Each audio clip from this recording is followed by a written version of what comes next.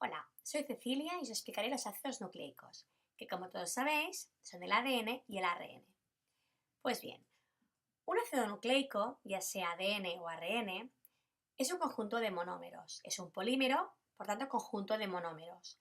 En este caso el monómero básico, la unidad básica que forma un ácido nucleico, se llama nucleótido y tiene este aspecto. Está formado por un azúcar de 5 carbonos, una base nitrogenada y un fosfato. Aquí tenéis la parte más desarrollada.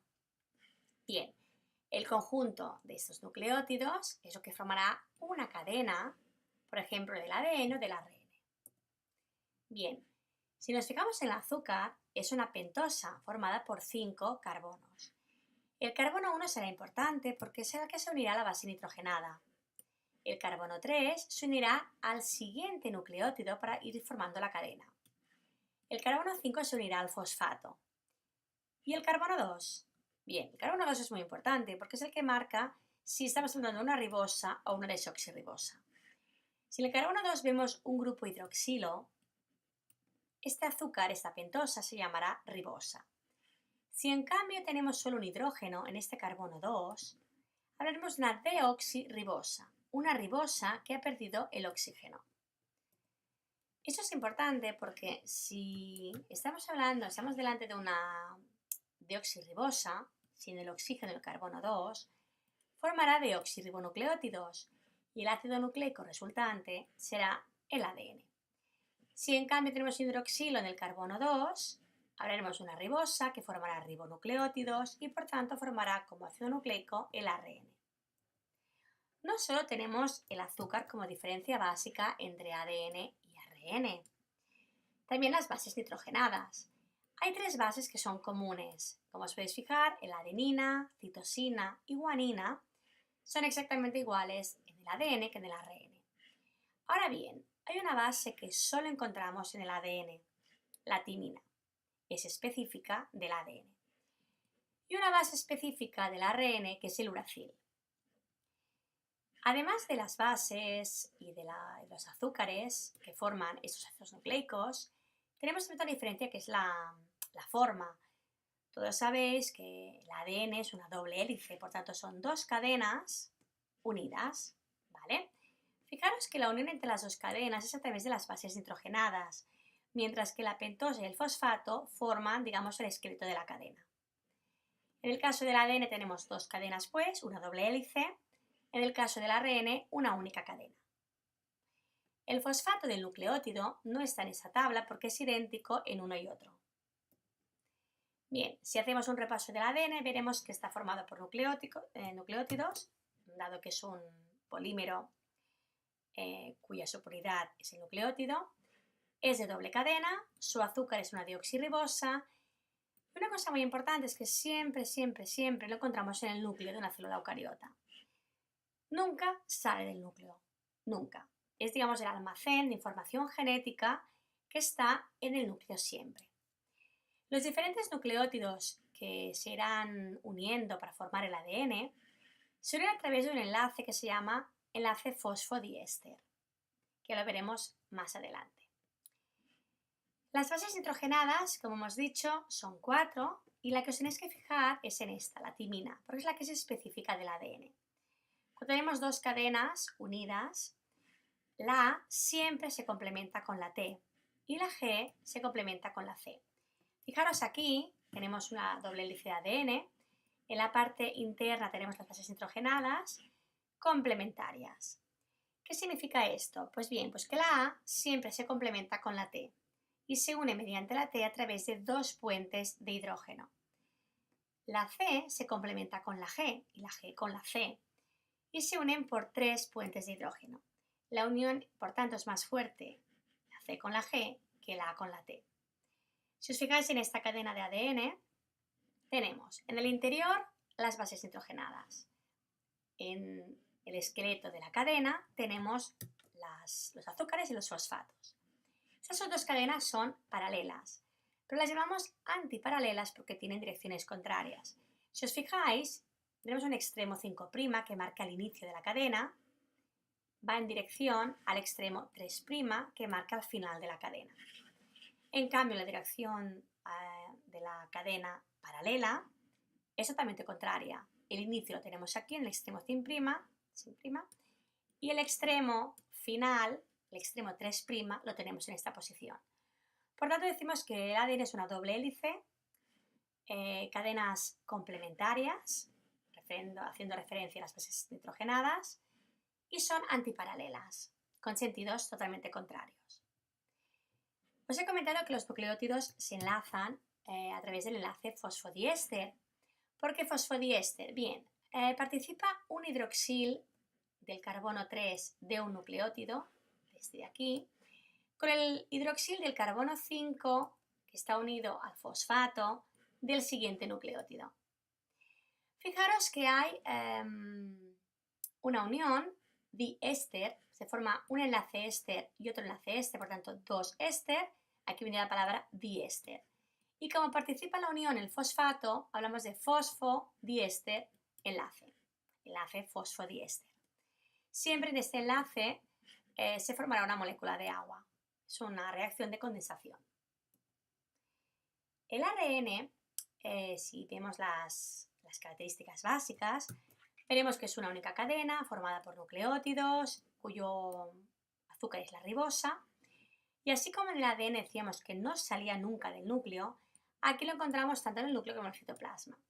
Dado que el ARN, ya veréis que forma parte, participa en la expresión génica, en la expresión de los genes, en la formación de proteínas. Una proteína se forma en el citoplasma. El órgano encargado de formar proteínas es el ribosoma, que lo encontramos, como todos sabéis, en el retículo endoplasmático rugoso o bien libre por el citoplasma. Si el ARN participa en esta síntesis de proteínas junto con el ribosoma, evidentemente tendrá que viajar del núcleo al citoplasma. De aquí que su localización es tanto núcleo como citoplasma, a diferencia del ADN que lo encontramos únicamente en el núcleo. Tenemos 3 tipos de ARN, como veremos, el mensajero, el de transferencia y el ribosómico. Respecto a las bases nitrogenadas, son exactamente igual 3 de ellas, igual que al ADN, adenina, guanina y citosina, pero como he comentado hay el uracil que es específica del ARN. El enlace que une los diferentes nucleótidos es exactamente igual al ADN, un enlace fosfodiéster. Bien, si vemos las diferencias, vemos que respecto al azúcar, ADN deoxirribosa, ARN ribosa. Respecto a las bases nitrogenadas, os tenéis que fijar en la timina y en el uracil. Y respecto a la forma, pues el ADN es una doble hélice, 2 cadenas complementarias antiparalelas, mientras que el ADN es una única cadena. Si vemos los 3 tipos de ARN, que los veremos con mucho más detalle en el vídeo de expresión génica cuando hablemos de la transcripción, donde participa el mensajero, o bien de la traducción, cuando participan estos 2 de aquí. Siempre vamos a hacer una pequeña introducción de esos 3 tipos de ARN. En realidad hay 4 tipos, porque hay el nucleolar, pero se hace más en la universidad. A nivel de bachillerato, a nivel de la ESO, siempre hablamos de los 3 tipos de ARN que participan en la expresión génica. El mensajero es este que tenemos aquí, donde cada 3 nucleótidos forman un codón. GCU forma el primer codón, ACG el segundo codón y así hasta el final. Es una única cadena, como os he comentado antes. El de transferencia o tRNA tiene este aspecto de aquí, veis, bastante diferente. Aquí tiene un aminoácido, como veremos más adelante, y aquí tenemos una parte muy importante que será el anticodón, que será el que le servirá para unirse al mensajero durante la traducción o síntesis de proteínas. El ribosoma es el más sencillito porque es el que forma el ribosoma. Bien, si vemos con más detalle, veremos que el mensajero es el que se encarga de transcribir o copiar la información del ADN y llevarla al ribosoma para que pueda hacer el ensamblaje de los diferentes aminoácidos para formar una proteína. Es decir, en el paso de ADN a ARN, lo que llamamos transcripción, ¿de acuerdo?, participa este mensajero. Como resultado de la transcripción tenemos el ARN mensajero. Esa transcripción tiene lugar en el núcleo. Ahora bien, el mensajero tendrá que salir del núcleo para continuar ayudando en la formación de proteínas. De aquí que su localización es tanto en el núcleo como en el citoplasma. Por tanto, el mensajero es súper importante porque no solo copia la información del ADN, sino que lleva esta información hacia el ribosoma. Aquí, ¿de acuerdo? Contiene codones, como hemos comentado. Un codón está formado por 3 nucleótidos. ¿De acuerdo? Y este ARN es una única cadena de nucleótidos. Si hablamos de la transferencia es un poco peculiar. Contiene aquí un aminoácido, ¿de acuerdo? Y en el extremo contiene lo que se llama un anticodón. Cuando estudiamos la expresión génica, ¿de acuerdo? Donde tenemos la transformación de ADN a ARN mensajero en la transcripción y luego la formación de proteínas a través del ribosoma, veremos que en este momento de formación de proteínas, el ARN de transferencia se tiene que unir forzosamente, al mensajero. ¿Cómo se une el ARNT al mensajero? Pues a través de este anticodón. Por tanto, este anticodón es súper importante porque será el punto de unión entre el tRNA y el mRNA. Ese de aquí. ¿De acuerdo? Repito. El de transferencia contiene un aminoácido y un anticodón. El anticodón es el que se unirá al ARN mensajero durante la formación de proteínas. ¿Quién forma esas proteínas? El ribosoma. Además, como he puesto aquí, digamos que hace como diccionario. Sabe perfectamente leer la información del mensajero y saber qué aminoácido, ¿de acuerdo?, toca en cada momento.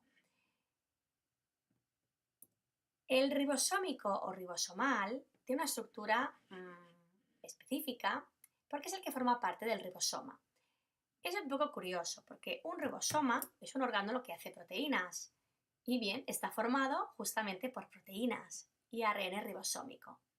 Es un poco chistoso. Pues bien, ¿dónde encontraremos el ARN ribosómico? Pues ¿dónde vamos a encontrarlo? En el ribosoma, porque forma parte de este ribosoma. Bien, no sé si esta última parte ha quedado clara porque la expresión génica es bastante complicada. La haré específicamente en el siguiente vídeo donde os explicaré esos 3 ARN con la función más en detalle. ¿De acuerdo?